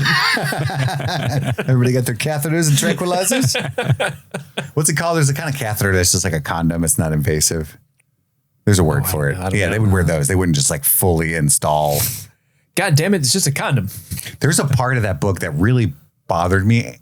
Andy has this thing. He knows I'm like a near hypochondriac, and he'll call me and he'll be like, hey, I read this thing. It's like 78% of people's dicks fall off. And I'm like, dude, stop. It's going to ruin my whole day. But I was reading Project Hail Mary at Andy's behest. Oh, Yeah. It's a great time. And this is not a spoiler. It happens very earlier on. It doesn't matter at all out of context. There's a guy. It's like the first page. He's got a catheter in. and he falls off the bed and rips it out with the balloon inflated. And he's like, it's like peeing out a golf ball. And then it just kind of breezes past it. And it fucked my whole night up. I'm just imagining his dick hanging in shreds for the rest of this book. And it's never addressed again. And it's bothering me, dude. You know what I mean? Sorry. The whole book. Yeah, like that's it. You're done. He lays there a second and like sees a blood trail. And then eventually he's like, I'm feeling pretty good now. I'm like, no. No, you're not. Let's back up. How does your dick look right now? Like a wizard's sleeve. Anyway, that's what that reminded me of. But now it's time for our fun segments. We talk about our favorite moments, some Easter eggs, and favorite performance. We'll do all that after one more brief break to hear from one of our sponsors. Hey there, Stream Fiends. August is upon us, and it's that golden hour of summer where the days are still long, the nights are still warm, and we're soaking up every last bit of the late summer magic. So whether you're headed back to school soon or clinging to the vacation of summer, we're glad you're spending some of that time with us. So before we go on with the show, we want to celebrate the legends who help keep this show going strong, our super patrons. These are the folks that support us at the $25 or more tier each month on Patreon, and their generosity fuels everything we do. So thank you, John Collins, Hannah Zito, Sun-Loving Mortal, Carrie Sink, Xander Barbarian, Daniel Pack, Phil S., Nice Guy Eddie, Deep Substrate Foliated Calcite, Jordan Garvin, Albus Stinkpot, Maddlestat, Susie Callahan, Anthony Corona, Jim E., Lady Trashley, Sean Myers, Just Liz Calabria, Brett X, E. Scramo, Little Tickler, Svento 7, Jay Scramo, Bluff Pum, AK Ashley Ray, Jay Rich, Upside Down Canuck, Big Butthorn, Josh Stitch, Jer, Kaylee Sampson, Rabbit Dog in a Barbie Car, Elpander, Charlie Friday, Alexis Adler, Peaches, Emmy, Haley B, Joe Velez, Trisha Bueller, Alex G, Suzanne Road, Sean Callahan, Jadinklage Morgoon, Kalisha Reeves, Paolo Garcia, That Brenda, Aaron Armstrong, Hootie Hoo, Ashley Powers, Casey McCain, and Enza. Thank you again so much to everyone who supports us. And with that, let's get back to the episode. And we're back. It's time to find the chocolate pudding. Woo. Andy, what is your number 3? My number 3 is Hop and Joyce's visit to Terry and her sister explaining MK Ultra. You already did a great job explaining how it's kind of a subversion of what you would expect that character to be. She's not manic. She's down for the ride. And it was just fun stuff to get to find out a little bit of the backstory, how 11 came to be. And, you ever read any Stephen King? Because it's pretty like that. Good stuff. Great choice. Steve? My number 3 is Jay Bird and Steve fighting in the alley. I think there's so much that is revealed in that fight. Because, Steve's at his worst, most bully 80s. We don't like Steve in this moment. The way he's just treating Nancy and Jonathan specifically is so awful, and he's got Tommy H and Carol backing him up. But you get that little hint of there's still good in him when he's like, no, don't team up with me. I want to do this on my own. And then Jonathan is just like trying to be better, but he's still being tricked into fighting just because he hates being compared to his dad. And it's really sad. It's a situation that all those 3 characters, specifically Nancy, Jonathan, and Steve, are in. I think all of them, from their perspective, feel justified, but obviously Steve's not, because he doesn't know the full story, and that's in itself kind of sad and kind of a bummer. But I think it's a pretty complex scene for just being 2 kids fighting, and then the way it ends with Powell and Callahan coming in, kind of capping the comedy on top of it. It's a good time. What's your number 3, Kit? My number 3 is, I think it's the Eggo heist. Because there's not much to it. It's just a really fun celebratory moment. It has, I bet it was really high on my list in 2017 because I've seen it so many times now, and I've seen that her character evolve so much farther that it's not as big of a deal to see her A, use her powers, or B, say things like mouth breather. But it was so triumphant in that moment. The first watch, mouth breather. And the slamming of the door, all that is such a good moment. So I'm going to put my Eggo heist at number 3. But I bet when we visit it later, it's going to have been much higher. Andy, you're number 2. That's my number 2. It's good stuff. And I agree with you. It was probably my number 1 back in the day. But Yeah, for all the reasons you said. The big thing for me in that scene is the stank eye that she gives Robert before she snacks eggs. Yeah, She's like, shut the fuck up. There's so much stank. And mortal. grabs her Eggos and shit. God, such a badass gangster, you know? Steve. That's my number 2 as well. Like 11 stealing the Eggos is so great. Everything you guys said is so true. We even made that video forever ago about like we set some music. Because that was the meme at the time with the little glasses and stuff. Yeah, you'd have the like 8-bit shades come down with a joint, and then everything would go black and white, and it would say like Thug Life on it, you know? So we made a meme of that of her stealing the Eggos, and the rap music starts playing, and she looks so gangster and baller. I love her so much in that scene. It's so good. My number 2 is Jonathan and Nancy right after all the chaos. They're in her bedroom right after she gets out of the shower, and they're laying there. He's got the gun. They're both scared. They don't know each other that well. There's no score. It's just like, which really accentuates the awkwardness. And Nancy goes, "Can you just come up here?" And like, I just think it's such a great moment because they're fighting propriety and awkwardness, but also like, dude, there's monsters and shit. We don't know what they can do or where they're at. Like it comes out of like squelching tree holes and stuff. And it's 2 human beings comforting one another. They can't go to anyone for help. It's an unforeseen, never before occurred circumstance that they're stuck in. And you get to feel all of that the way that it's shot, but it's also like not romantic, but like kind of touching at the same time. You know, it's an emotional kind of like fun moment in a weird way. I don't know. I love it. I think it's brilliant. And there's a gun. Yes. Andy, you're number 1. I feel like we all got to have the same one. It's Mike jumping and being saved by Elle. He's ride or die for Dustin. And that's crazy. Like Dustin's like, no, I don't need my baby teeth. And they threaded this so brilliantly. I'm pulling his bitch card. He's not going to do it, Mike. Don't do it. They threaded this or foreshadowed this so brilliantly in a previous episode with Hop and Callahan saying like, I could do that. It's like, that turns to concrete down there. That will fucking kill you. And for Mike to make the jump, like, that will kill him now.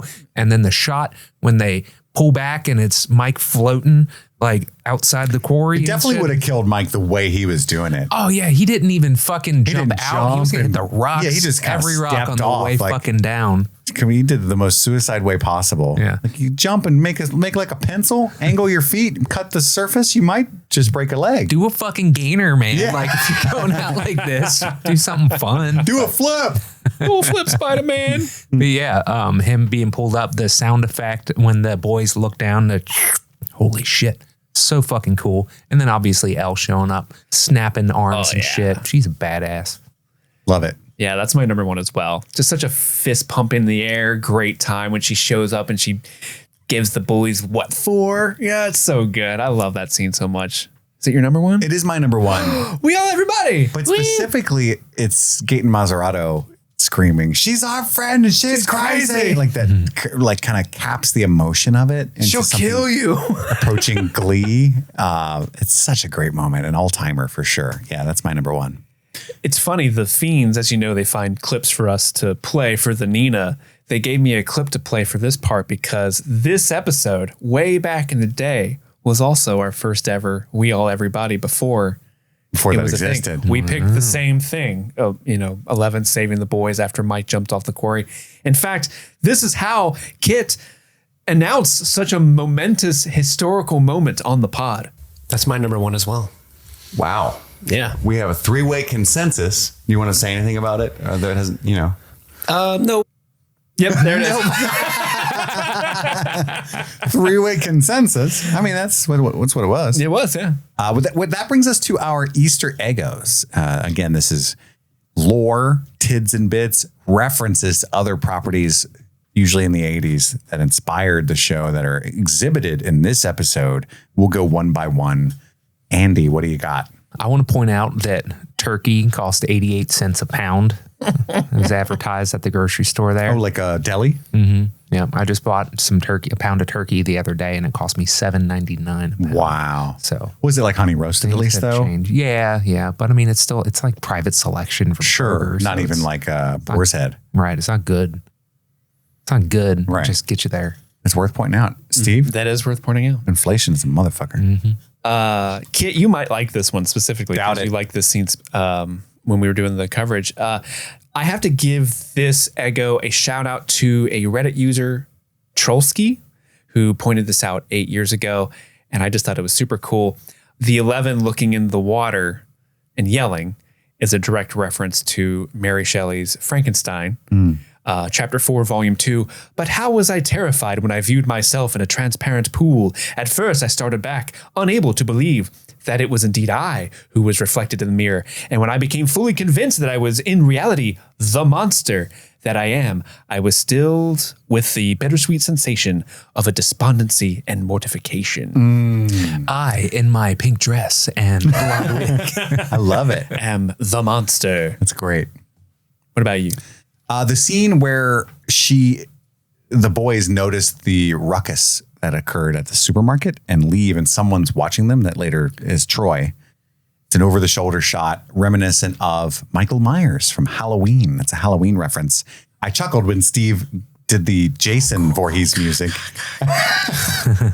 It's not a Friday the 13th reference, but it is cool music. I think you meant to say, dun, dun, dun, dun, dun, dun, dun, dun, dun, dun. But it's just a cool, subtle nod to John Carpenter, and I love that. Andy, what you got, buddy? So Dustin asks if the boys even remember what happened on the Bloodstone Pass. Which Bloodstone Pass was actually an adventure mod, an expansion for the original version of D&D. It came out in 1985. Anachronism. However, Bloodstone Pass is a location within the Forgotten Realms. So it is possible that those boys, at their own behest, created a adventure that took place there. And then they weren't playing the expansion that didn't come out for another 2 years. Interesting. My next one is Troy pulling a knife on Mike and the boys, I think is reminiscent of Henry Bowers and his switchblade from Stephen King's It. It's a very similar, like crazy psychotic school bully that's got a switchblade and is always trying to murder the kids, basically. And then that character, if you've seen It, grows up to be way worse. So will Troy also grow up to be way worse? Maybe in season 5, we'll find out. I don't know if this is actually what they were going for, but it probably was, right? It's when Nancy's taking a shower. It's very Psycho reminiscent, that particular angle that they're shooting her from. And just the vibes in general. She doesn't get stabbed to death, but she is remembering the chaos of witnessing the Demogorgon. And I just had to be some Hitchcock references there, I felt like. So I threw it in there. Andy. I mean, the only other, I have 2 more, and they're both the lowest of low-hanging fruit. Sure. So it's Mike says, you're going to go at the Demogorgon with a wrist rocket. That's like R2-D2 fighting Darth Vader. So some Star Wars references in there. Star Wars. But also he's equating them with R2-D2. And I got to say, R2-D2 is fucking awesome. He does some cool shit. I think R2-D2 has a chance against against Darth Vader, honestly. Yeah, any given Sunday. Yeah. He's got them fire jets. The thumbs up.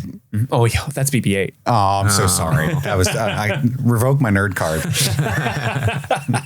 You were so common too. You're just like looking right at me. And you're like, hey, buddy, I'm like, here. acknowledge me, Steve. Come on, buddy. You're like, it's the wrong robot. I'm trying to ignore it. You're not going to get any play after this. That's cool. I'm going to bring up Firestarter, 1984's Firestarter. I've been saving this Eggo for this episode. A lot of people have actually written in like, well, what about Firestarter? I've been saving it for this episode because it's the episode where we see the Prodigy Terry song? Ives, Firestarter. No, the movie. Because 11 shares similarities with that character, Charlie, in that movie. They both have psychic abilities. They're both pursued by the government. Both of them have mothers who participated in an MK Ultra-esque government experiment and were given hallucinogenic drugs while they were pregnant, resulting in their child's powers. And, the connections between 11 and Charlie from Firestarter are pretty obvious, but I've been saving it for this episode because this is when they really talk about Terry and that stuff. So there you go. Firestarter. Firestarter. Love it. I got a couple little ones.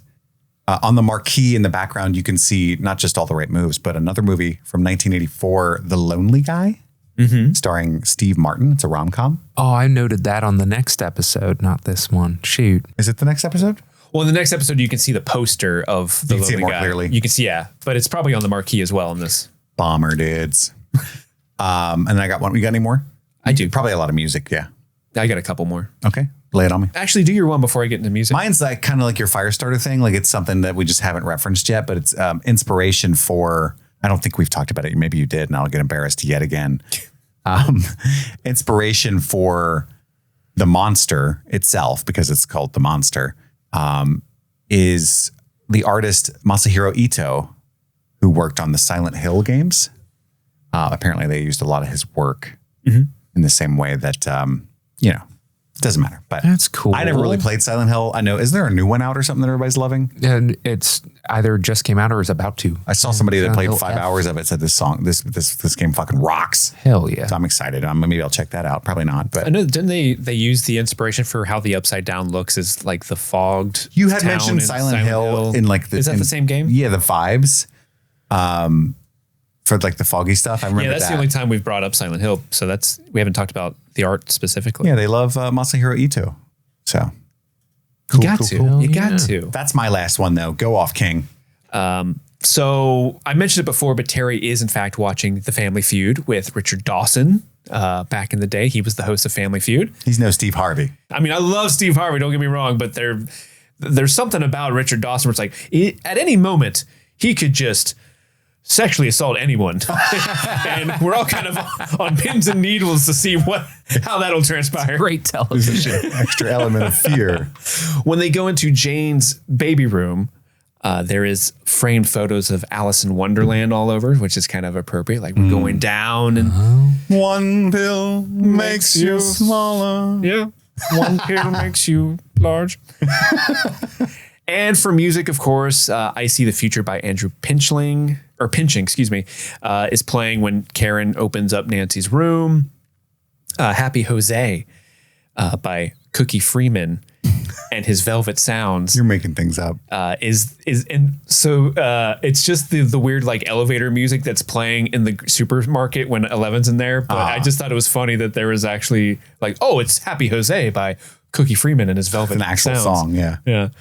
The Bargain Store by Dolly Parton is playing in the bargain store when Nancy and Jonathan are buying Monster That's a hunting really supplies. cool cut because it starts out as soundtrack and becomes diegetic in like 2 seconds as it enters the scene. And I thought that was neat. Yeah, they do a really great job with that song. It's also a banger. Exit by Tangerine Dream is playing when Steve and Jonathan are fighting. And last but not least, when Steve is sneaking up to look into Nancy's room towards the beginning of the episode, Sunglasses at Night by Corey Hart is playing. I wear my sunglasses at night so I can't see shit, but I look cool. One of our first dates with Erica, we went to Tokyo Kitty, the karaoke place, and we didn't actually, it was like Andy and I recorded an episode together at my old apartment. And I was like, okay, when we're done recording, I have this date with this cool person that I just met. And you're like, oh, go get it, King. And so I went after recording an episode for Stranger Things, went to the karaoke bar, and she was like, are you going to sing? I'm like, oh, I don't know. Should I? She's like, sing Sunglasses at Night by Corey Hart. And I'm like, okay. Because, pretty lady who likes me, I want to impress her, started singing the song. And as the starts playing, You blanked. someone in the crowd ran up to me with sunglasses and gave me sunglasses to wear. Nice. Cool. And I was like, thank you so much. And then I'm looking at the screen, and then with the mic in my hand, I go, this is a poor time to know I don't know the words of this song. And you couldn't see him because of sunglasses? Well, I could, but I was like, I wear my sunglasses. That's the main thing. You and I know that part. Well, that was the part I could get through, but it was the in between Yeah. that I was like, and I still don't know the words right off the top of my head. So there you go. Well, you don't have to know the words for karaoke, right? I know, You but kind of just speak them out. yeah, but when you're like got sunglasses on, you're trying to impress people, Sure. and you're like, I shit. get my sunglasses at night. I mean, you're an experienced karaoke. I'm just more. Now I am. Back then I wasn't. Really? Yeah. Back then that was probably the second time I'd gone karaoke. I thought that was always your thing. No, I went karaokeing for the first time on my 35th birthday. Really? Which is where I met Erica. Really? This is a new hobby of yours. I didn't know that. Yeah. Yeah. Brand new. Interesting. Any other Eggos? No, that's it. That brings us to our 11 out of 10 nominations, our favorite performance of the episode. I have a prediction. This is going to be more diverse than usual. we're going to get a little funky with it. Andy, what do you got? I'm going to give it to Gaten Mazzarato.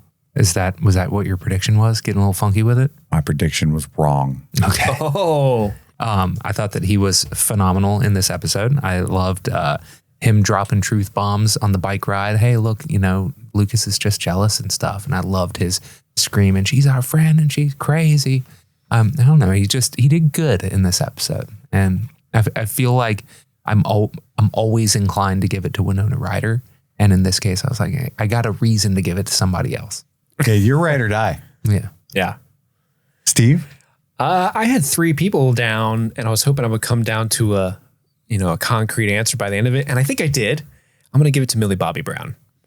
I just love 11 in this episode. She's so fucking iconic. Just the way that march up to break Troy's arm is so baller with the music playing. And then she's sitting there in the woods earlier on eating all her Eggos. I'm like, Queen, get it. Get all the Eggos. You deserve them all.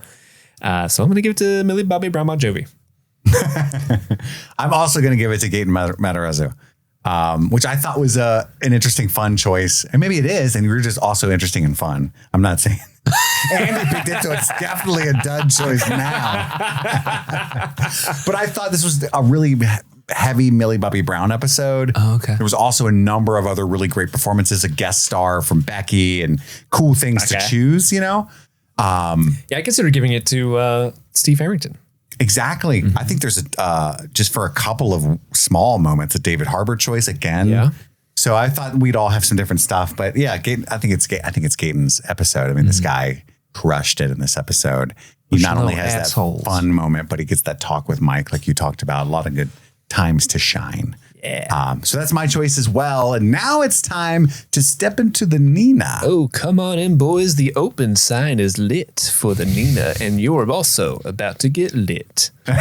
Crack a Schlitz. Dr. Marty B, your party captain. Here we go. So our Discord mods, our biggest fans, have chosen 5 moments from our original podcast coverage from 2017. We have to listen and decide what the fuck we were talking about is the kind of generic way this game, in general, how this game works. Yes. Steve? Well, you guys ready for the first clip? Lead us through it. Here it is. Stranger Things just becomes like an awful Dora the Explorer type thing. I'm the map. Right straight out of Jonathan's backpack. I'm the map of the tiny town.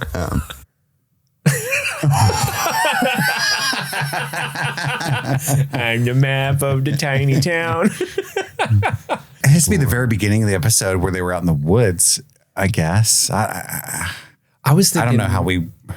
Was there a point where they pulled out a map and triangulate? Was that this That was the episode? last That was that episode. episode, yeah. That's why I referenced it, because we had just watched it. Yeah. You know? Could it be when they're at the bargain store Could it getting be? all the supplies for their monster hunt? A wolf pack just increased by 1. Yeah, that's true. It's probably when they're shopping. What do you think, Andy? Andy, you look like you've got something on I was your mind. thinking like maybe Lucas when he's out poking around outside the fence of the lab. He's got his compass. He's the only one with a backpack that I can think of. I think Steve's right. It's when they're shopping in the army surplus and it's all those random objects. And we were probably making jokes about how like those little kid shows like Dora the Explorer would bring up random objects as educational things. Can you find the turkey? Yeah. That's what I think as well. What's the answer? 88 cents. All right, the answer is this is during the scene where Hopper and Joyce are smoking at her kitchen table, and he's telling her about breaking into Hawkins' lab and what he saw there. The kid's room, shitty stick figure drawing, etc. Kit feels like Hopper's conclusion that he has been chasing after another kid, 11, instead of Will, is very exposition-y and a lot to put together that quickly. Well, none of us guessed that. I don't know. We just kind of launched into Jay Bird's backpack and Yeah. threw myself off there from the past. Yeah, we did. All right. Clip number 2. Weren't even close. Number 2, here we go. So then we catch a wild 11. That's the next scene. I thought it was adorable. It's almost like she's a Pokemon. You just want to throw a ball at her. 11. Is that her in the supermarket? Well, we cut to a wild 11. I think you saying a wild 11 implies it's her in the woods. Yeah, Oh, I think eating it's the her eating the Eggos? Eggos for sure. Just want to throw a ball at her.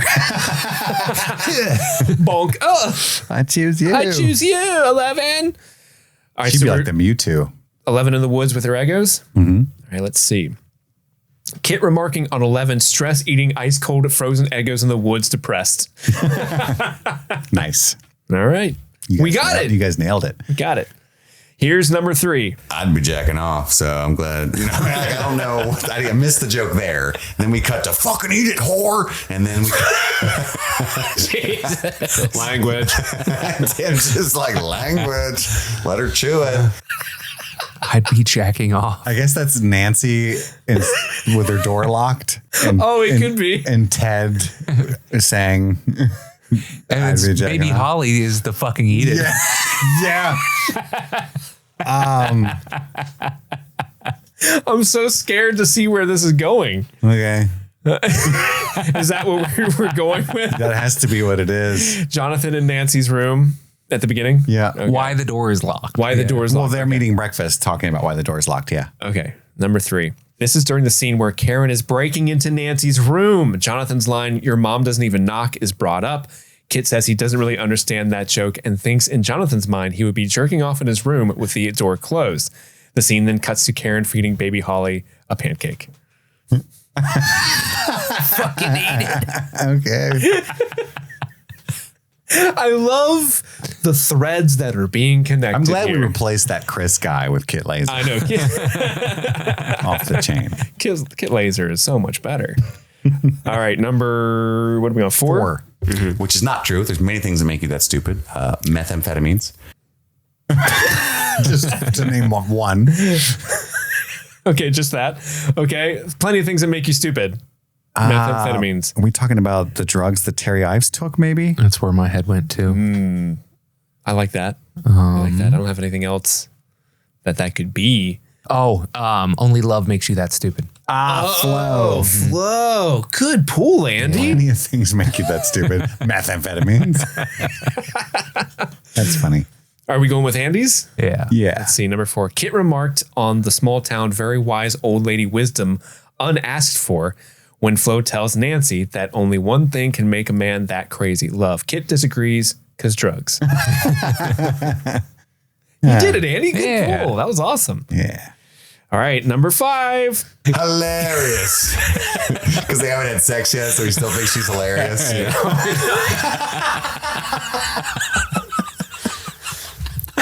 Just my whistle laugh. No, it's a pretty lame joke. At his point, 48. Oh, my. Is it maybe when she's outside the surplus store and she's like, the Jonathan buyer, like when they're flirty banter? Yeah. Does he laugh like exaggeratedly or something? That would be when he would, because everywhere else in this episode, it's pretty serious and they wouldn't be laughing with each other. Yeah. He goes, monster hunting. And she's like, yeah, it's pretty funny. Yeah, it's got to be that. It wasn't that at all, though. That wasn't what we were talking about. Oh, it wasn't? What No. the fuck were you talking about? It's outside when he says, which one was weird, though? The bear traps or That's the the same Jonathan scene. Byers? Yeah. I mean, it's a whole different setting. They're outside now. No, well, the monster hunting, like they're getting into the trunk when he was like monster hunting. And she was like, yeah, that they're loading their, And the he's shit like, they just bought. I was into the thinking trunk. of you quoting the clerk. You're saying when he repeats it. I'm so sorry. yeah. I'm so sorry. Okay. Yeah, that part. Because Gotcha. there's no jokes made in the bedroom, I don't think. No, I don't. Yeah. Yeah, they're all shell shocked. He still thinks she's funny because they haven't had sex yet. What a piece of shit that guy was. I'm glad we replaced him with me. Yeah, that Chris guy. Holy shit. All right. Number 5, talking about the Nancy and Jonathan buying weapons scene. Kit thinks Nancy's response to the employee at the store was super lame and is making fun of Jonathan for thinking it's funny, laughing about it when they are at the car. Kit was, quote, really unimpressed with that exchange. Interesting. I think they're exaggerating. Are you still really unimpressed with that exchange? No, like a lot of that stuff is just me doing a bit, you know? This whole thing's a bit. We don't even like this show. Not true. We still think it's funny because we haven't had sex with it yet.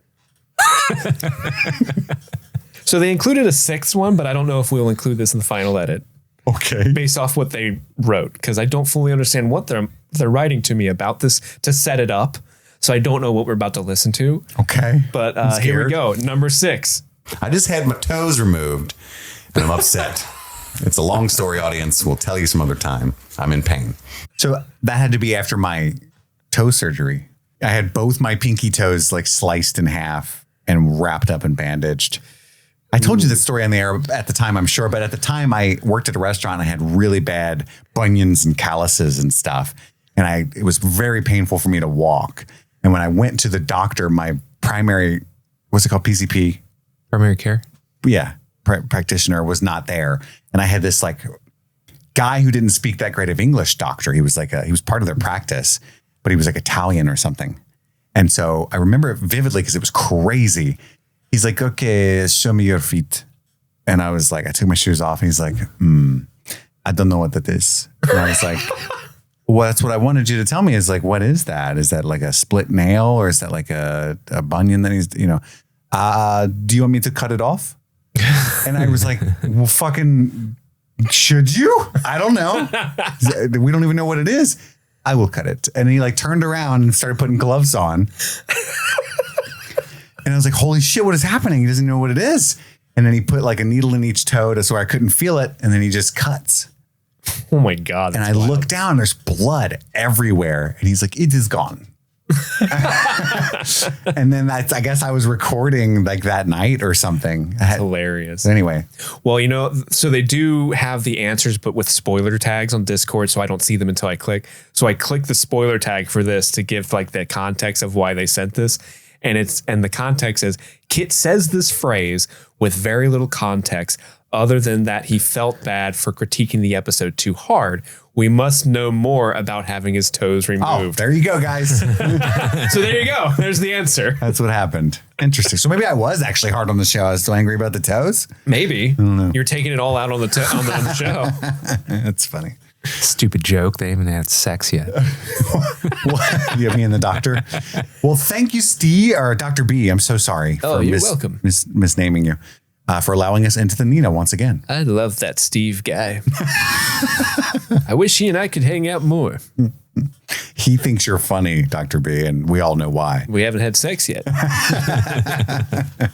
And now it's time to figure out what story Steve and Andy created. Ooh, the MadLibs. It's titled, Will, Are You There? I know he's out there. I can feel it in my cheeks. I hate this. My moist son is alive. And I don't care what Jim Brenner or anyone else in this town thinks. I heard my Will spanking into the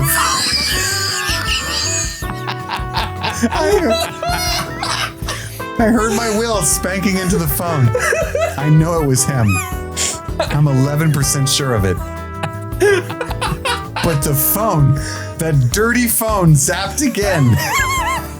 I felt so hopeless, but then I noticed the pickle jars started to flicker. I'm telling you, it was a sign. They started slicing and flashing, and I know it sounds gooey, but I think he's trying to use them to squeeze to me. Don't believe me? I've got every strand of Christmas pickle jars I could find strung up from the living room to the Munster cheese room. My whole house looks like Santa's bungalow. Will, are you here, Will? If you're here, please booty pop something. Anything. Blink once for yes and twice for Spanky. Gadzooks! Did you bark that? It blinked. He's here. I need more thongs. You know what? In retrospect, How insane that is. it probably was supposed to be the pickle jars thing a third time, but it didn't say same plural noun. It just said plural noun. Wow. If you're here, booty pop something on so we know. I heard my Will spanking into the phone. Blink twice for Spanky. Oh my God, these things get more and more out of pocket every week. Good job, guys. Well, that's our coverage the second time around of Chapter 6, The Monster. Very soon, you'll get to hear Chapter 7. We appreciate all of you listeners. Join us on the rest of this adventure. Reminder, we have Game of Thrones and all kinds of extra bonus content like Midnight Mass, all kinds of stuff. over on the Patreon at patreon.com/streaming things. Thank you so much for listening. That's all the time we have for right now. My name is Kit. I'm Andy. And it's your boy Steve. And this was Streaming Things, streaming Stranger Things. Happy streaming. Oh, yeah. Blink twice for Spanky.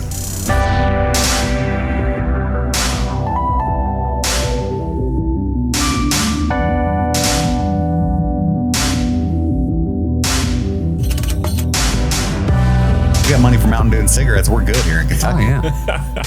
Anywho's, I'm going back to the hollers. got everything I need for the week. Where's my sister? UK. UK.